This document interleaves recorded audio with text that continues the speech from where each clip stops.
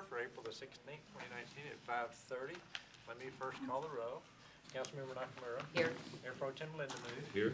Councilmember Wheat. Here. The mayor's here. Councilmember Dodson. Here. Councilmember Kelly will be here shortly. Councilmember Kelly is driving up from Houston, so he will be here probably not until we get out there, I suspect. But as soon as he can, he'll get here. And Well, let me slide Councilmember this Rigney, time. I'm sure she'll be here soon, so when they come in, we will make note in the meeting.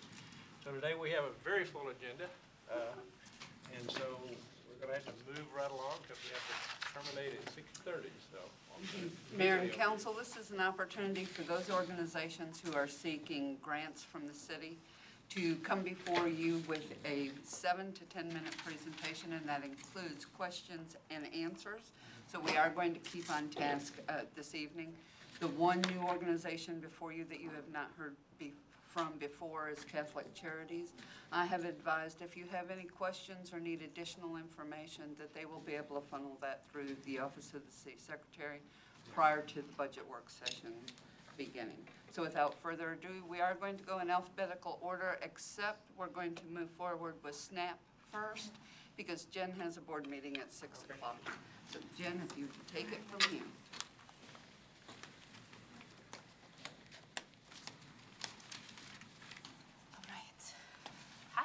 hi. Thanks for having us here. We have appreciate your guys' support in the past, so we're grateful for this opportunity to tell you about SNAP. Some of you have probably heard about us before. Where's Chrissy? Is it already queued up to ours? Yep. Okay. Okay. So North Texas SNAP, Special Needs Assistance Partners, we were founded in 1999 by some parents of special needs children who were about to graduate from high school, and they were faced with the problem of, now what's my child going to do? They're not going to go off to a university. They're not going to be working full time, and they discovered a really fragmented social services system. So they created SNAP initially as a place for their children to hang out in a safe environment and make friends and everything. So 1999, 2019 is our 20th year. We've expanded quite a bit.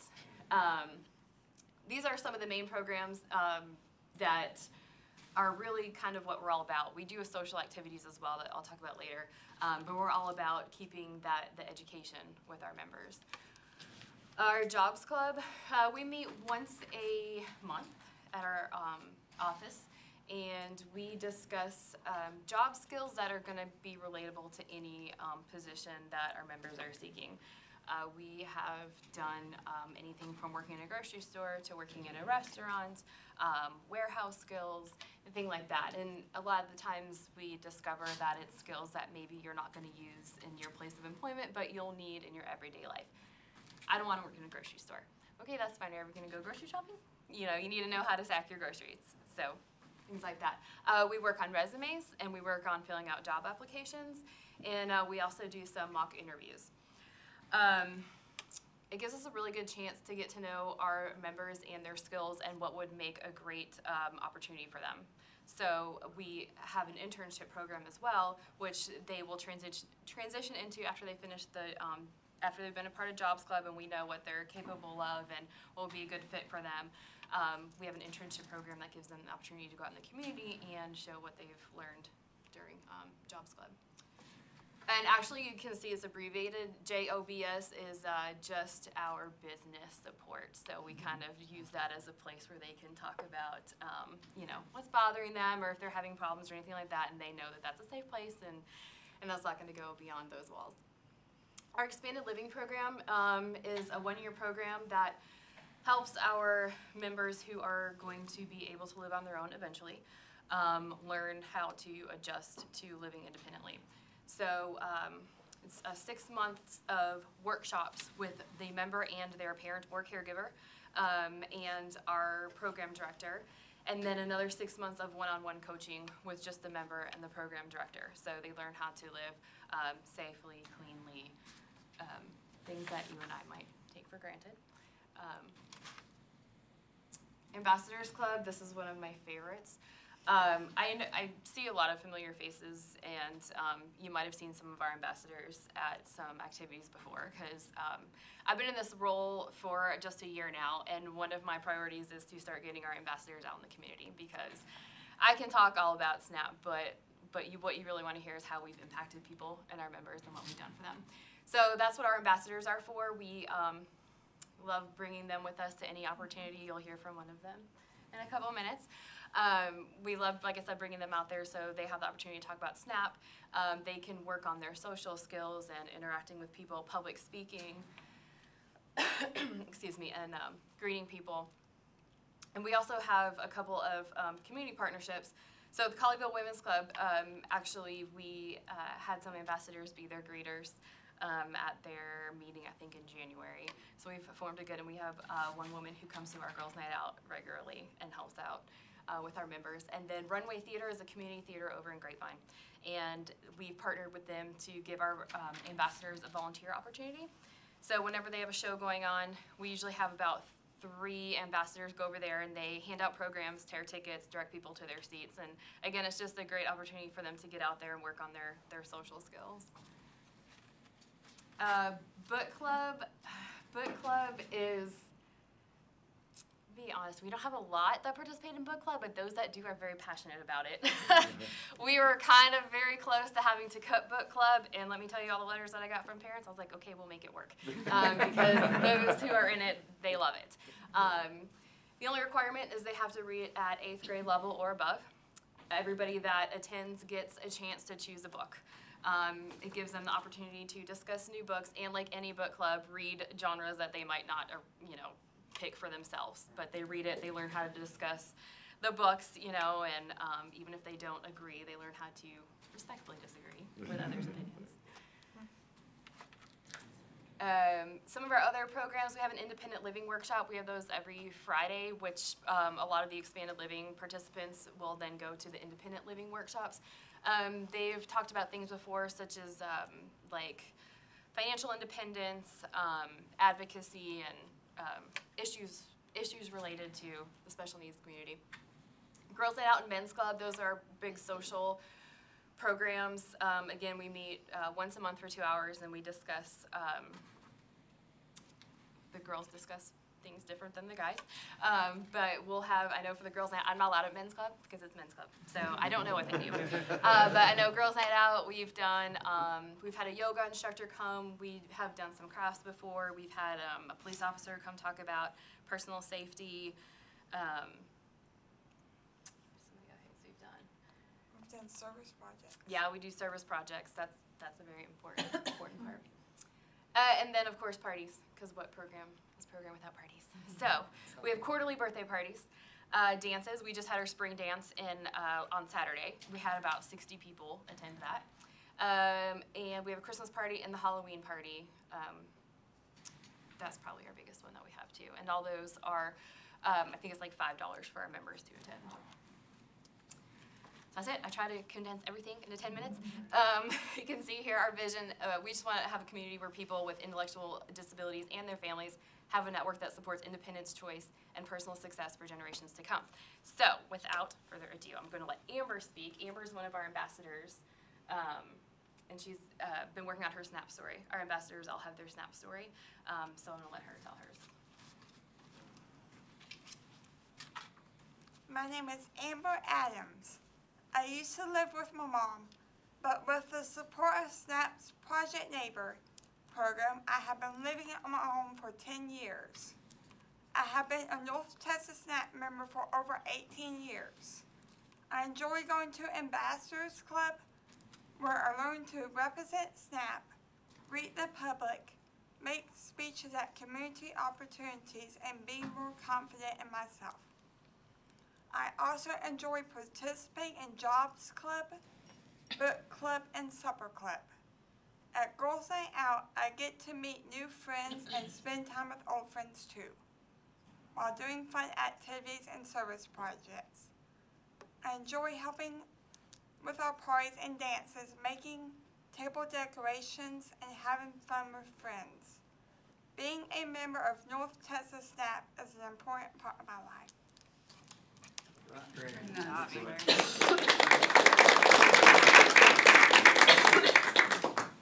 Any questions? How many members are in SNAP?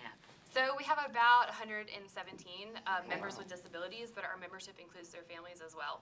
So when they fill out the application, it's everybody because when we do events for our members, it kind of includes the whole family. So 117 individuals with special needs and about over 300 as a whole membership. And I have one other question. Ambassador, are you always looking for places that they can be ambassadors? Yes. Okay. Yes. Okay. I was about to put a plea out on my Facebook today, actually. Just any opportunity for them to get out there. I mean, greeting, it doesn't even have to be a chance for them to tell their SNAP story. It doesn't have to be a chance for us to get Right. donations, just any chance to They get can out there. volunteer their time and help. Volunteer their time, and it gives Like at SNAP the exposure. dances and Councilmember Nakamura, we have Or multiple greet events people. throughout the year. Yeah.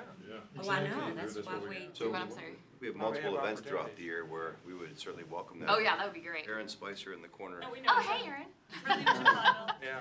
Yeah. Can the give you a list of those greeters. events. Yeah. No, that would be great, because actually Amber lives in Colleyville, and we have Yeah. quite a few members that actually live in Colleyville, so. It's great. Scott the Amber, we Shredder thank you kid for still coming. there? I enjoyed I'm your sorry? story. Scott the Shredder man, is he? Chad? Chad. Yes, Yeah. yes, he is. That's right. Okay. Unfortunately, he doesn't have the shredding company anymore. Yeah, Moved on. well, his dad got cancer, and just going through his treatments and stuff, they didn't have the ability to keep that going as well, so, yeah. But they did sell it to somebody who kept Chad on, so. Great. Oh. Yes, he is still working, yeah. Thank you so much. Thank you, guys. Thank you Appreciate very it. much. Thank you. Of course. Lions next, go ahead. Thank you for coming. And you can advance your Fantastic.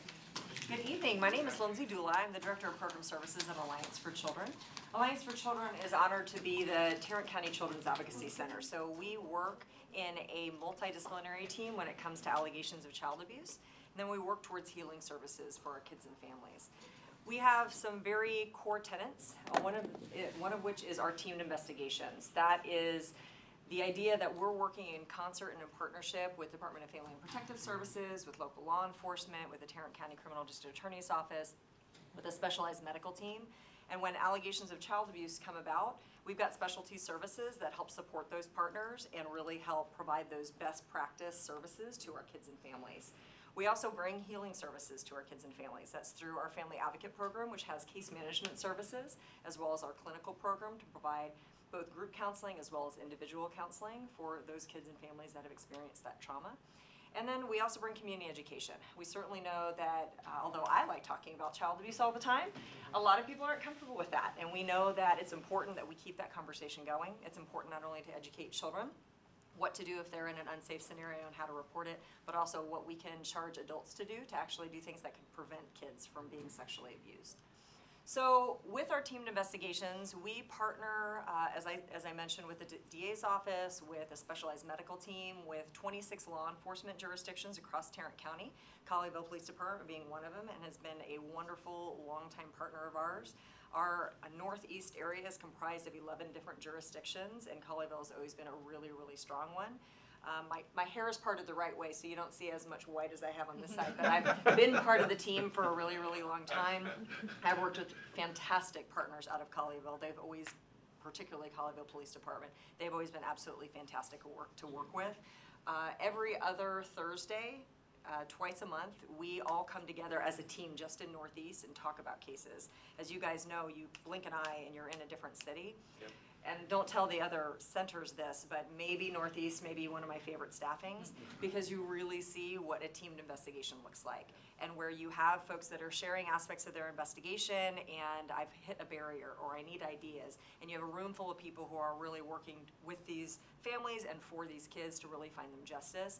And Northeast does it better than anybody else. I will tell people that because I'm done with that. For some of our core services that we provide, our multidisciplinary team coordination program is one of those really core services that while it serves children and families is very partner facing because it allows us to be able to see Department of Family and Protective Services intakes as they come in. So we're seeing those Child Protective Services intakes as they come in. We can take those cases and then we can actively start coordinating them versus them kind of sitting and waiting or getting buried in a pile on somebody's desk. So just for Colleyville, last year, we had 78 Department of Family and Protective Services that was just for Colleyville. We're able to take those and really start kind of moving them through the system and ensuring that people are communicating how they need to communicate for these kids and families.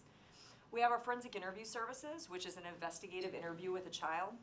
That's the time that kids come in and they're interviewed by somebody who is highly trained to be able to talk to kids that may have a lot of barriers because they're talking about something that they may have experienced or something they may have witnessed, but they're doing it in a very child-friendly, developmentally appropriate manner that's non-leading in nature and really exploratory. That tends to be a very core part of any investigation because other things spring from that, whether it's safety decisions made by Child Protective Services or if somebody needs to write a subpoena or a search warrant, that's what happens on the law enforcement side. But we're able to do that. We video record all of those interviews so children don't have to tell their story time and time and time again. That's one of those core tenements regarding our team investigations. We don't want to re-victimize our kids in the system sense of not wanting to re-victimize them. And then we had our case staffing, as I already bragged about, and I'll brag about it more. With our team investigations, the specialty that Alliance for Children brings is really kind of the worst of the worst cases. It's the most severe cases of child physical abuse, cases involving child fatality. A lot of the times those high media cases, the complexities around that, we're involved in those cases, medical child abuse cases, and then all types of child sexual abuse cases, including child sex trafficking. Those are the cases that are coming through our doors. Because of how delicate and, again, complex those cases are, all of our folks and all of our relationships that we've built with all of these different entities really allow us to be successful for, again, both determining if there was a criminal offense, what to do, if there's safety decisions that need to be made for these children, what do we need to do, and then how can we help these kids and these families heal through that. And so last year, we had 21 cases that met the criteria, the severe category for that active case coordination. And we're honored to be able to serve those kids. Again, the complexity of what this looks like for a family can be overwhelming. And so while this is a cleaned up version, this is how complex this system can be. The good news is, with the multidisciplinary team of what Alliance of Children brings together with our partners, we help families through things that can seem overwhelming. And with families that feel overwhelmed, they now start making not good and not safe decisions for their families. If I have just learned that my breadwinner or my babysitter can't be the babysitter or can't be the breadwinner anymore because they're dangerous to my children, I can't think of anything else regarding, counseling services if I'm getting evicted from my house. What we do is we wrap those family and services, we help them through what can feel overwhelming, but we know it's in the best interest of kids and families. We have multiple center locations, which is always a vision of our founding board. We were founded in 1992, and what was really important is because of how dense populations can be in areas of Tarrant County, we wanted to make sure that we're serving our kids as close as we can to the area in which they live. And so that's why we have multiple locations. Our first location was open in Arlington in 1992, our second location in Fort Worth in 1995, and our northeast location in 1999. And we're very proud of that. That's a very big deal for us because if I am a family that lives in Southlake, but I have to drive all the way to Fort Worth once a week for counseling services, I may not go to counseling services because I can't afford to do it. I can't afford the time to get off work. We'd rather allow them for success. And so that's why we're very happy to be able to serve in their community. And our healing services we discussed come in form of our family advocacy, which is our case management services. We also have some specialty programs within that, which includes court accompaniment for kiddos. We had a young lady who was testifying about the sexual abuse that she endured, and when she was testifying, she had a necklace on and she was kind of worrying the necklace. When she got off the stand, she went to the prosecutor and she took her necklace off and she gave that necklace to the prosecutor and she said, I want you to give this to the next child that has to do this because I want them to know that they're not by themselves and that they're brave enough to do it. We're like, yes, that's exactly what we need to do. So we took that necklace, we recreated it, and we now have a strength and a bravery necklace that are kind of gender options. And that's what we do. Every time a kiddo has to go testify, we tell them that story, we give them that necklace. They may wrap it around their wrist, they may put it on, they may put it on a teddy bear, but then we're there for them because sometimes that's the only friendly face that's in the courtroom. We have lots of other special services that I can tell you about later. And then we also have our group and individual counseling. We offer group counseling for victims of child sexual abuse. That is remarkable in our ability to be able to help more kids heal, but also particularly with the nature of child sexual abuse, which feels so isolating for kids, to understand that I can be in a group of people, kids my own age, they've experienced the same stuff, okay, I can get through this. And then we have these built-in support systems, so our group process is amazing. Then we've got some kiddos that maybe group isn't right for them, or they've experienced other trauma. Maybe they've witnessed the fatality of a parent, maybe they've witnessed a homicide or domestic violence scenario, and we have individual counseling for them as well. Then again, our community education, one of the biggest things that we do, we are educating over 50,000 kids a year because we know that's critically important. And we do it in a multitude of ways. PSS My Body teaches kids about personal safety. NetSmarts talks about online safety. If you haven't heard, the online thing, that's not going away. How do we teach our kids to be safe with that? And that's why it's a critical part of our community education. And then our Stewards of Children is a unique program because it's really for adults. It's teaching adults how we can do things and put safety measures in place that can prevent kids from being sexually abused. We also have all our social media. You're welcome to follow us. I'm the worst person to advocate this because social media is not my thing. So I'm like, if this makes sense to y'all, go to that. I do understand our website. Please go to our website. We have amazing resources on that as well. Do you guys have any questions? I know I kind of ran through that to be You have thoughtful. a lot of stuff. We do have a lot of stuff, but we're lucky to do it. Sounds like a great program. Thank you, Yeah, we thank you. appreciate it so We're blessed to be able to do it. Our partnerships mean a lot. There's things that we partner with, FD's in the room, with our fire department as well. We manage our Baby Moses program, which is the program in which if you have an infant who is under 60 days of age, who can be given up at certain baby safe locations, and we work with the fire departments to ensure that they have the equipment for that. So that's what we want to be. We want to be the resources for y'all when it comes to kids who are not in safe scenarios. That's what we want to be able to do and help our partners do that as well. Very fortunate that you're right down the road. Exactly. That's That's the even best part, yes. Any questions that you guys have? We just appreciate it. I have a quick one. Medical child abuse cases, what is, So medical child abuse, it previously was known by Munchausen by proxy, but they're very, very complicated cases in which caregivers will inflict illness yes, onto that's their called, kids. it's a syndrome, I forgot the name of it. Yes, Yeah. yes. Munchausen by proxy is what it's commonly known as. Medical Oh, child yeah. abuse is a more accurate term of what that is, so we're just trying to update our vernacular. Well caught, good job. Any other questions y'all have? Thank you so much. Thank you Right for on coming time. out. Perfect. It's sick that you have to have this, doesn't it? Good evening. I'm Scott Herbaugh. I'm the Director of Transportation for Catholic Charities Fort Worth. And if you're wondering why I'm standing in front of you, I understand that we're not always on your agenda. First of all, I'm a retired principal from a school that served many of the Colleyville special needs children that you saw in the pictures. And I was a few of their teachers, and I was Chad's football coach. So I have an investment in this. But I'd like to tell you a little bit about us. We are the second largest provider of transportation in all of Tarrant County, and you're Colleyville residents, so you know right up the street. I have 26 of our vehicles parked. We leave out of the parking lot of Good Shepherd. It helps to reduce costs and makes a lot of very influential people happy with that. Judge Whitley, Commissioner Fickus, and so on. And so what we're trying to do is serve all of Tarrant County the best we can. A couple of things about us in this past year: almost 80,000 trips, needed trips, whether they were seniors, individuals with disabilities, whether they were someone needing to find a way to get a new job, job training, and so on. A little bit about our time and our distance. Added a little fun there. 108 trips to Beijing, China. You know, think about American Airlines there, and that's what we drive in a year. 95% on-time performance. If you look up national data, very few transportation companies in the United States are at that level, and we provide currently 2.33 rides per hour. The key for the city of Colleyville, if you're interested, is 74% of our fleet is ADA compliant. Think about seniors needing to get to dialysis or a medical trip, or think about the handicapped or ADA individuals, whether mental or physical, and they need to get to job skills training, or maybe the job up the street with Market Street. So I wanted you to see some true data. The City of Bedford is one of our clients. We provided over 19,000 trips to them last year. City of Grapevine, over 13,000 trips.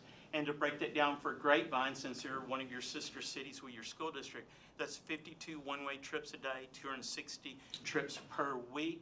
And we travel anywhere with that organization in a 7-city geo-fenced area. And I understand historically, again, I'm a retired educator coming into transportation for Catholic Charities Fort Worth, but I understand many years ago that 7 cities came together in other cities. through some discussions, and that's why they're geo-fenced in that way. And then this is what the cities are currently investing. Now, you probably know that Commissioner Fickus and Judge Whitley also invest in transportation programs in Northeast Tarrant County. So I was trying to think, how would I present this to you? How could I serve the needs? And many of those parents and some seniors in the area have contacted me, because I also go to church in this area and used to live in Colleyville, and they all reach out to me and say, Scott, we need help. So I tried to look at how we could limit finances for you. What is that minimal financial investment? And so one of the recommendations I had was to do a geofence with you as well. And what I did is I used the intersection of Hall Johnson and Highway 26 as your center point.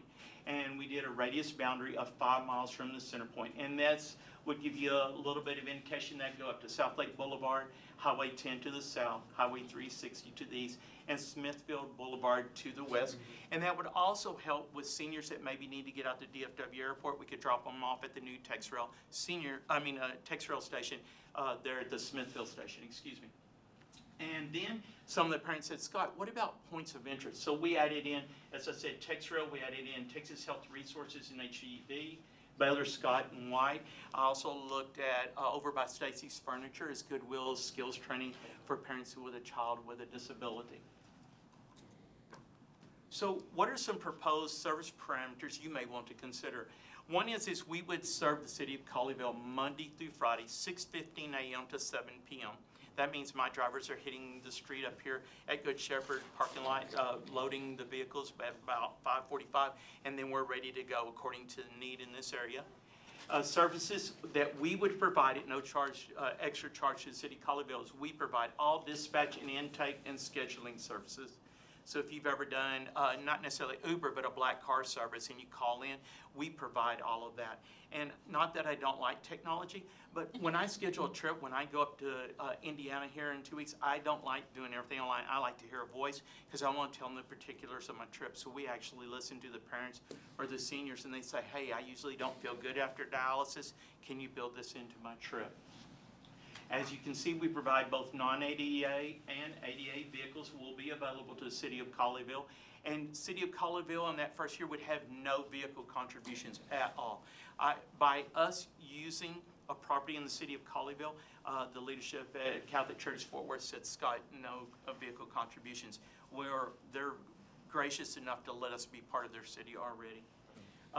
For seniors, they would be 65 years of age and older, or individuals with a disability. And then what I've done is I've just given you a few proposals that you may want to consider looking at the financial needs of the city. We could cap individual households to no more than 3 round trips per week. One of the mothers who called me, she said, Scott, my son works at Market Street 5 days a week. This would change our life dynamically. And so I told her I understood that, but I also said providing trips isn't always cheap. So I tried to go through with each of these individual families as they've called me over the past year. The city can pay for no-shows if you want. One of the recommendations I'd make to the city of Colleyville if you come on board, instead of paying for the no-shows, that's a price per trip, what we do for the other cities is we keep a record of how many no-shows, and after the 3rd no-show, we call the client, we case manage them and say, if you have another one, or excuse me, on the second one, if you have your 3rd one, then you're suspended for 30 days. And we had one organization had 400 no-shows in a 6-month basis, and we're down to 10 just by suspending people. And they don't want to lose that transportation. Right. We will also provide monthly and quarterly reporting to the city of Colleyville, and we submit that by the 16th of each month. And so now for the sticker shock, I did several proposals for you just to give you an idea of what it would be like. So for example, the charge per trip would be, we would charge a client $325. The trip is $30 per one way, but we like for the client to have some investment in it. We at Catholic Charities, unless it's something special with United Way, we charge a minimal fee for everyone. And it gives a person a sense of worth. And so that's why we do that. And so what it does is it reduces the cost to the city. So in one of our proposals, it'd be $26.75 per one-way trip. And so if you were using this as your target value, it'd be 3,738 trips annually, and we could adjust that according to what the city of Colleyville says, Scott, we'd rather go this direction. Another one would be 70,000, and you charge the clients $5 per one-way trip, And so the city of Colleyville would only be out $25 per one-way trip. And so that'd be 2,800 one-way trips annually. Or as some of the other cities around you, they have unlimited trips. And they ask us to bill monthly by how many trips are utilized. I will tell you on one of the organizations that capped us, and they said this is all we're going to give you for the year. Some weeks we don't use all of the city's money. So the next week, to make sure we do our due diligence with that city, we then increase and we cap. So the moment our scheduler says we're now out of trips for that week, then we can't schedule anymore. We schedule all trips 48 hours in advance, so that way we know what we're doing for each of the organizations that we're sponsoring. And folks, I'm going to tell you the greatest thing about this. After 31 years of education and being around children who have these needs, you should ride, and I would invite any of you to ride with us. I'll schedule the trip. We have some of our vehicles pick up only special needs children in the morning to take them to jobs and to training. That is the happiest part of my day, because being the director, I have to go out and check on things, and I ride that vehicle intentionally to see what it's about. Can you imagine a gentleman who is my age who says, Scott, can you come to my birthday party? And I said, really? And he says, can you dress as Batman? Because I'm going to be Spider-Man. And that discussion goes on for 30 minutes because he has a sense of worth and he can't imagine what's going to happen at work that day. So thank you for allowing me to tell you a little bit about Catholic Charities and what we can offer the city. And are there any questions you would have for me? Because I know I talk pretty fast. That's a lot you got in 10 Yeah. minutes. I'm sure we'll probably have a lot more Oh, yeah. discussions with you, since we have a lot to learn on this and understanding of what kind of, what is the need in Colleyville. I don't have a good appreciation. Yeah, I So don't either. just, I cheat. So again, remember, I was a principal at a school that served Colleyville. We have a Colleyville parent who takes and gets in her vehicle, drives to the county courthouse outside Commissioner Fickus' office, and I schedule vehicles to come there and to pick her daughter up and take her to her job training 5 days a week. So that means that one family uses 10 trips a week. And what has happened is Trinity Metro cannot refuse her because she has actually crossed into the net zone. And Commissioner Fickus has told me I can't refuse her as well. And so they say we'll fund it. So just one family alone used almost 300 trips last year just so they could survive, because both mom and dad could not get her to where she needed to be every day. Well, thank you. Appreciate you coming. Thank you for letting me be here. Yeah, we appreciate it. We've been wanting to know about this, so No. we appreciate it. Thank you. Hello, I'm Shonda Schaefer, happy to be amongst friends. I think we've been here a couple of years, so you've probably heard our spiel. So what I really wanted to focus on is why Grace exists and what we do. In Northeast Tarrant County, there are kind of three big buckets that we feed into. One of them is hunger, one has to do with affordable housing and housing security, and the other is medical care. So, by the way, we've got handouts. There's some statistics here I'm going to breeze over. If you want more information, we've got those. But when it comes to hunger, one of the changes that we've been making, and I'd like to educate the community, is about what hunger is and what it isn't. What we deal with in really most of the United States has to do with food insecurity. That means the families who don't know where their next meal is coming from, or a meal within the next 24 to 48 hours. Should they not have a solid plan, that family would be considered food insecure. And that's really what we're dealing with mostly here. What we find in those families is that they're often cutting back on their groceries in order to pay for the things that can't wait, utilities, medicine, rent, and so on. Nationally, that accounts for 1 in 8 American households that experience food insecurity. To break it down to Texas, this is shocking when we did this research. Texas actually ranks number 2 in the nation for the total number of food insecure individuals, but when we get down, interestingly enough, Tarrant County is one of the most significant counties. In fact, there are 3 counties in Texas that take up 3 slots in the top 10 in the United States, and Tarrant County is number 10 in that list. So this is not somebody else's problem. This is right here in Tarrant County. Let me keep going. Some of the challenges, and it says Grapevine, but really this is GCISD. You guys know this statistic. At last reporting, over almost 23% of our kiddos in GCISD are on the free and reduced lunch. Keep in mind that that's self-reported. I can tell you of a number of families who, because of pride or other reasons, don't allow their children or don't fill out the paperwork for the free and reduced. So I think that is a lowball number, to be honest with you. We have what we call food deserts, and Colleyville has done a great job over the years of addressing that, but that's an area of town where you have residential and access to quality and low-cost groceries. There's an area, you guys know that area, up and down Mustang, where we have low-cost housing. There's not a grocery store in sight. So what happens there is access to fresh fruits and vegetables is diminished. And of course, what we really see is the expenses of their family groceries going up because they're shopping at 7-Eleven. The way we address these issues is we have several programs. You know about our self-select food pantry, which is our approach to dignified food distribution. Families choose the brands and flavors of all of their groceries. We do a Friends and Family program, which addresses commodities that are delivered to families that are either disabled or elderly. We have a Grace Community Garden where we actually grow fresh fruit and vegetables organically. We do a Grace Grocery Giveaway, which is super cool and very grassroots. We literally pull into a community and throw the back door open and just hand out fresh fruits and vegetables. To see those kiddos walking around with these big watermelons and bags of mangoes is really kind of cool. And of course, our Feed Our Kids program over the summer. Last summer, we served over 34,000 lunches to kids in the Grapevine Colleyville School District, and we're gearing up to do the same thing right around the corner. When it comes to housing, housing is a real issue, especially in Northeast Tarrant County.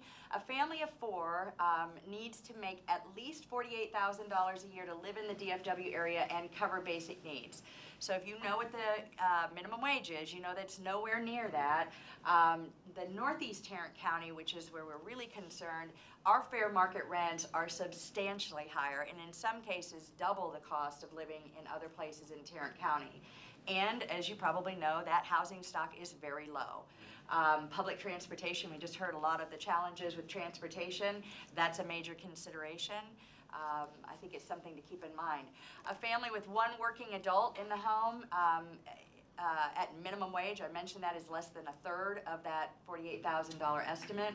And what that means to these families is even if they can afford this housing, that one medical, transportation, childcare, you name it, crisis spins them very quickly into what becomes homelessness very quickly. The GRACE programs that address housing, we do our client services, emergency assistance. That's where you can call it a Band-Aid approach, but we just talk about those emergencies, those unexpected things. Sometimes a good Band-Aid is the most valuable thing we can provide. So if we can help them through that crisis by paying a rent bill or a utility bill, that's exactly what we do. And I'll tell you, most often, we don't see those families back. It was the one and only time they ran into that crisis, they got through it, and they're stabilized afterwards. Transitional housing is our transition from homelessness to self-sufficiency. It's unrealistic to think that someone can go to a domestic violence shelter or any other type of emergency shelter, leave 10 days later and be able to be self-sufficient. The transition is a 2-year period. We work very intensely doing case management, growing their skill set, growing their assets. At completion, they are self-sufficient. Our program ranks in the top 10% in the nation at 85% success rate, where the national average is 50%. I can tell you that happens, A, because we hire really good people, but most importantly, we live in a community that surrounds us. And I look around this room, you all have either volunteered or attended a GRACE event. You support these women, and that's what really makes the difference. They are members of our community, and the accountability that comes with that is super important. And that's the reason our program is so successful. Friends and Family, I mentioned, had to do with our seniors and disabled folks. Our goal there is to address potential isolation and keep families in their home as long as we can. In the medical area, I will tell you right now, this is the one that keeps me up at night. This is the program we offer that is probably only scratching the surface of the need in our community. We are the only ones doing medical care for families without insurance or access to health care. 50% of people who are uninsured live in the 16 counties, and Tarrant County is number 7. Preventative health care is not even on the table. We're talking no health care, which means, those of you in the healthcare industry, your emergency room visits are their only option. They're not able to pay that bill, so that will affect all of us at some point. 28% of prescriptions are never even filled. This means they know the problem, they've been given the solution, and they haven't the funds to even buy the prescriptions. And of those filled, over half of them are not being taken as prescribed. And I know the other groups here that work with the seniors can tell you, we've got seniors in our community that are having their prescriptions in half in order to be able to make that work financially. Our program that addresses it is, of course, our community clinic. We serve adults. Of course, you know the JPS program in town over by Timberline serves our children, which is phenomenal. That lightens the load. So we only work with adults. Their insurance or their ability to get insurance is non-existent. We have over 850 individuals who consider our clinic their medical home. That means all healthcare is relying on our volunteer providers. We only have 3 staff people. All of our providers are volunteers, doctors, specialists, dentists, you name it. We're duct tape and bubble gumming this care together in order to make it work, and that's not an easy job. But I'll tell you, we don't do a lot of outreach in this program because we are at capacity. We have some great plans in place on how to expand that capacity, but it's going to be difficult. Yes? How does that relate to the county's health clinics? Great question. JPS, Tarrant County Public Healthcare System, one of the biggest misses in our community is that they don't allow charitable care for undocumented. Whether you want to argue why they're here or not is irrelevant. We have a significant population in Northeast Tarrant that is undocumented. Those people work in our schools, in our system, and do a lot of jobs in here, and if we think that not addressing that health care is not going to affect us, I think we're grossly mistaken. So what we see is about 60% of our clients are undocumented, and most of them have never seen a doctor in their life. They're coming in with very treatable, preventable diseases that are also a healthcare crisis for our community. So that's probably one of the reasons why Tarrant County is ranked so high nationally. There's a significant population that does not have access to any other healthcare. What we do is when we have someone who is qualified for JPS or Medicaid or Medicare, we bring that resource in and we actually have a navigator on site that will get them tied into that healthcare system. That's the ultimate goal. They've got access to a whole lot more than we can do through those systems. So anybody who is qualified, and that's a confusing process. We see about 25% of our clients are qualified but don't have the access to the navigation. So we get them tied in as soon as possible. Y'all know my Maslow's hierarchy. My biggest thing here is we can't even talk about going into self-esteem and other health issues if we don't have those basic needs.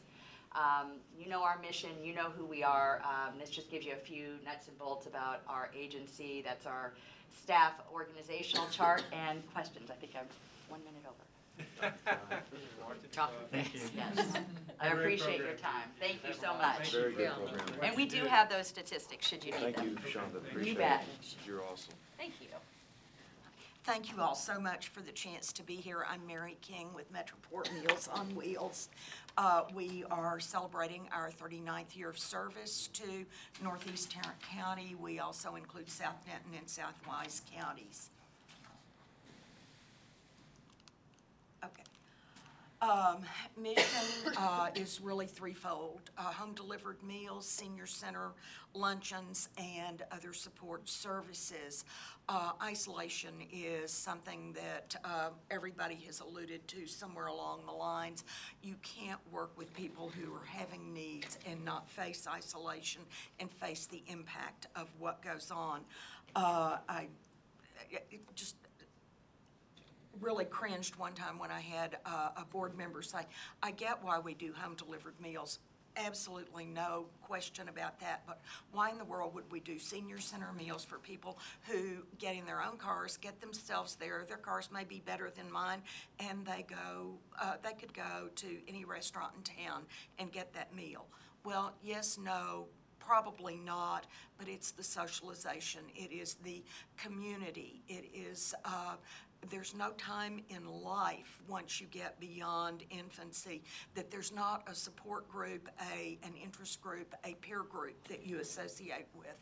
And for seniors who might be struggling with independence issues, with loneliness, with widowhood, with illness, everything, to have that chance to come together with other people that are in the same place and experiencing the same things and having the moral support is just of infinite value. There's great statistic out there now about impact of isolation is greater than smoking 15 cigarettes a day, and it's twice the health impact of obesity. So it's not just an emotional issue, it's very much physical. Our support service is trying to bring value to all aspects that we can touch of our participants' lives.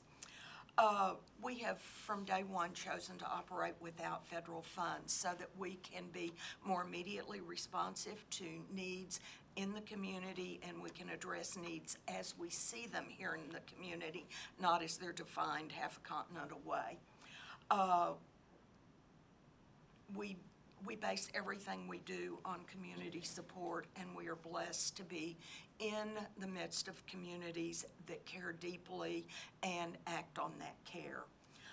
Community partnerships just enable us to provide a stronger network, fabric of networking for our folks. Last year, home delivery-wise, we served 379 participants. 16 were Colleyville residents. Out of 22 routes, Colleyville is our 6th largest route. Our participants ranged in age from 23 to 101. Yes, most of our participants are elderly, 70% are over age 70, but there are a lot of folks that will never have the luxury of living to be 60 years of age and eligible for federally funded programs. So we meet that need.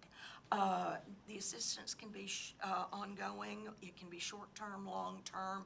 Absolutely, our best scenario is helping someone recover and get back to life as normal. And last year, about 13–14% of our folks were able to go back to life as they knew it before an accident or an illness.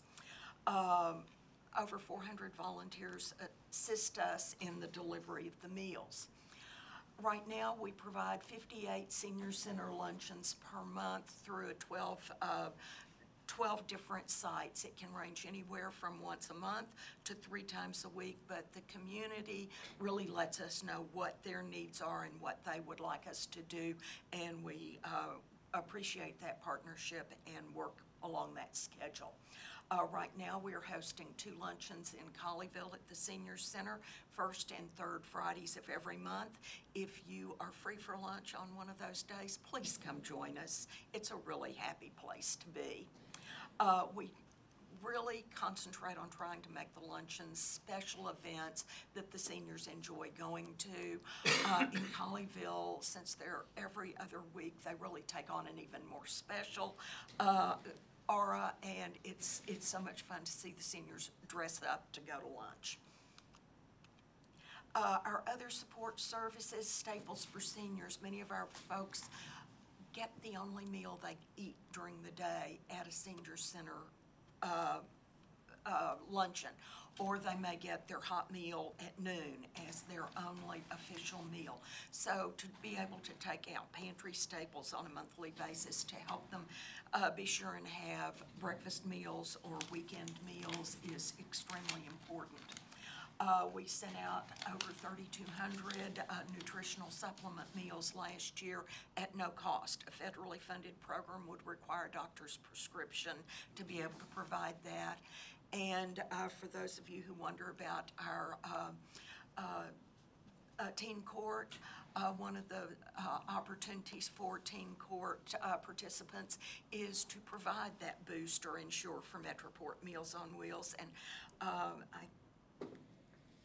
we look at it as a blessing, really, but they do fully fund and provide all of our needs for the year. So some good comes out of learning Sounds like experiences. the chief needs to do a little more, get some more. So our Pet Patrol program, we partner with another nonprofit organization, Don't Forget to Feed Us, so that we are able to send out monthly deliveries of pet food to folks who would have to make that horrific choice between, do I keep my pet, do I give my pet my people food, or do I get rid of my pet? And for an isolated senior, that pet companion takes on more than just a four-legged presence.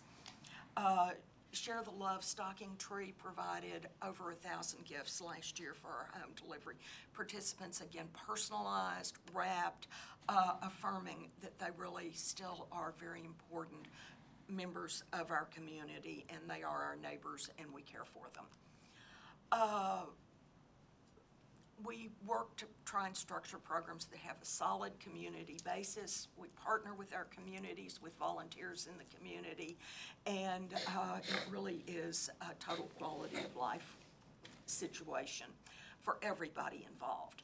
We ensure that our participants are not isolated and lonely, and if you all think in terms of ads that you've seen for Meals on Wheels programs, how many of them have been a poor, dejected, impoverished-looking senior that's just a poor, pitiful pearl? I really have to explain to our donors through our newsletter repeatedly, that's not the image we want. We try and bring hugs, bring smiles, and give our participants a reason to smile.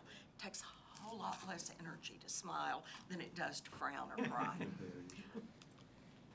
Okay, from participants, with gratitude and appreciation, we want you to know how we feel blessed to have individuals who give of their time to be a blessing to others. These are all Colleyville residents' quotes. The food helps me the most because I'm not able to cook anymore. The volunteers are very friendly. They give us a feeling of worthiness and value. Great. Okay, for 39 years, our commitment has been to our seniors and our disabled participants has not wavered. We emphasize being inclusive.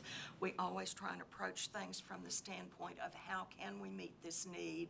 We believe isolation is caustic, undermining to the quality of life, detrimental to physical health. We strive to meet needs that enrich lives, to provide simple, joyful things for our participants to anticipate, and to provide tangible expressions of care and concern to create more opportunities for personal interaction. Thank you. And Thank you. questions? There's little Tammy Nakamura down there at the bottom. That would have been at a recent senior center luncheon in Colleyville. And our lady in It's the awesome. upper left is one of our Colleyville luncheon participants. All right. She's awesome. What a love. They enjoy the Friday luncheons. It was fun. I had a great time. Anyway, questions? Thank you so much. Thank you. Thank you very much.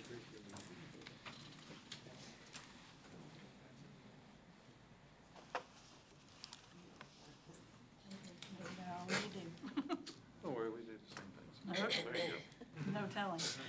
Okay. Well, a good evening, everybody. I appreciate the opportunity to be here. My name is Sherry Campbell-Husband, and I am the Manager of Public Funding for Safe Haven of Tarrant County, which is just a highfalutin way of saying that I'm their government grants manager. I must say that in all of my adult career of being a school teacher, a 25-year city government employee, and now being with Safe Haven for 2.5 years, I've never seen an opportunity where I didn't relish the opportunity to speak last, but these are hard acts to follow. So, gee, thanks for that. For those of you who don't know a lot about Safe Haven, and I know some of you do, but for domestic violence victims and their children, access to crisis intervention and emergency shelter and appropriate supportive and confidential services are literally a matter of life and death. For nearly 43 years, Safe Haven of Tarrant County has provided these vital services to Tarrant County at no charge to the victims we serve. Safe Haven is the largest and most comprehensive domestic violence agency in all of Tarrant County. We provide holistic wraparound services, beginning for what is most victims' primary means of contact, and that's our crisis hotline, and then providing them safe emergency shelter and helping them transition into safe, stable housing. You can see the list there of our services, including, and it's not specifically mentioned, but part of crisis hotline and case management is safety planning. We operate 2 emergency shelters at undisclosed locations in Tarrant County, provide intensive case management to all clients, provide counseling and support groups for both adults and children, both while they're in shelter and through our non-residential resource centers. We provide legal representation for our clients, comprehensive children's services, including play therapy, scattered site, transition and supportive housing, prevention services, which is where we see a lot of folks in Colleyville because that's our community outreach and awareness for domestic violence, and our reformative services program, which is our partner abuse intervention program. The prevention and reformative services programs are designed to address the very root causes of domestic violence and hopefully prevent future incidents of violence from ever occurring, and that's an important part of our mission and our program. The women and children who come to the shelter often flee with their abusers with little to nothing on their backs, other than what's on their backs. From the time they arrive in shelter, Safe Haven addresses their immediate needs for safety, food, medical attention, clothes, and hygiene items. The comprehensive services Safe Haven offers are designed to meet the unique needs of the victims fleeing the violence from their own homes. No 2 victims' needs are the same, so no service plans are exactly the same. There's no cookie cutter there. The length of each victim's stay in shelter is going to depend, and how many services they choose to engage in are going to depend on their individual needs, and our services are tailored to their individual circumstances. Safe Haven shelters have a total of 164 beds in a communal-style living environment with shared lounging, dining, and restroom facilities. There are family suites with private restroom facilities for the families that are in residence with adolescent boys. The shelters serve 3 meals a day and 2 snacks. There's a client service center staffed 24 hours a day to assist the residents while they're in shelter. The Fort Worth shelter has a Fort Worth ISD school on site so that those kids can continue to attend school safely if they are under immediate threat from their parent's abuser. Child care is also available to enable the mothers to attend their medical, counseling, case management, and whatever other appointments they need without worry, so they can begin their journey to restoration and self-sufficiency. Lest anybody think that domestic violence is not a very real problem in our area, and this number is not specifically mentioned on the slide, but I would like to note one thing. In 2017, which is the last full year for which there's DPS, Texas DPS Uniform Crime Reporting data, there were 13,827 family violence reported incidents in Tarrant County. 13,827, that's just the number reported for a crime that most often is not. In the calendar year 2018, Safe Haven provided, as you can see there, emergency shelter to over 1,300 women and children, more than 13,000 hours of counseling and support groups to more than 2,100 survivors, 4,100 plus hours of reformative services to offenders, 1,365 sessions of prevention program to almost 23,000 youth in Tarrant County through the ISDs here, legal representation for 97 survivors, again free of charge, responses to more than 22,800 calls to the crisis hotline, averaging about 51 calls a day. It's kind of startling when you think about it. Safe Haven services are available to any resident of Tarrant County who is experiencing domestic violence. This means that all Colleyville residents benefit from just the availability of these services if they are ever in need or have a friend they know they need to refer. Safe Haven serves an average of 300 Colleyville residents annually. In the last year, Colleyville residents received crisis hotline services, case management, family counseling, support group services, legal advocacy, and a lot of community education services from our agency. Safe Haven is continually working to increase our presence in Northeast Tarrant County, including activities like presentations to the Colleyville Women's Club and Mid-Cities SOS, and to a lot of area church groups. And as the word continues to get out that we are available to do these kinds of presentations and provide information on a topic a lot of people are unfamiliar with and are uncomfortable talking about, we hope that those opportunities to make more presentations and increase awareness even more continue to grow. In the last year, Safe Haven has made significantly more community group presentations here than we did the year before, so we're hoping that that trend is an upward motion. We appreciate the city's historic support of our agency and our efforts to end domestic violence in our community. we're thankful for the opportunity to be here tonight in the hopes that that support is going to continue. And I'm happy to answer any questions you may have about our agency. Any questions? Thank you very much. Thank y'all very much.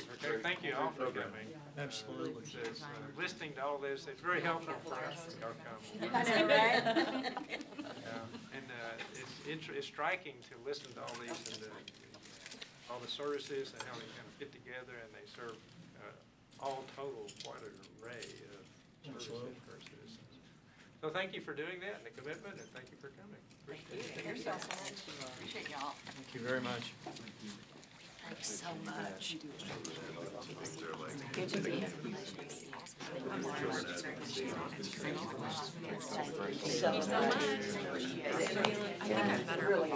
Picks up Bradley on Fridays. That's where I've seen it. Okay. Appreciate your time. Appreciate it. Thank you. Good seeing you, Jerry. Thank you for inviting me. Thank you so much. Thank you very much.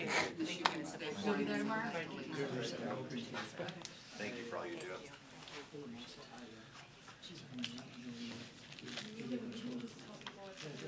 Children advocacy things, man, I don't know if I could do that.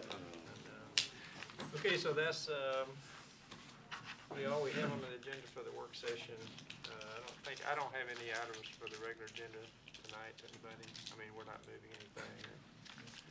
So with that, unless there's something else, I'm gonna close the work session and open the executive session. So the work session is closed at 6:30. And we're moving into executive session in accordance with the Texas Government Code, Chapter 551, Subchapter D, Section 551.071 legal, Section 551.072 real estate, Section 551.074 personnel, and Section 551.087 economic development. So we're now in executive session. We do have a lot to talk about, so we need to eat and get back in here. Did anybody hear from Cal?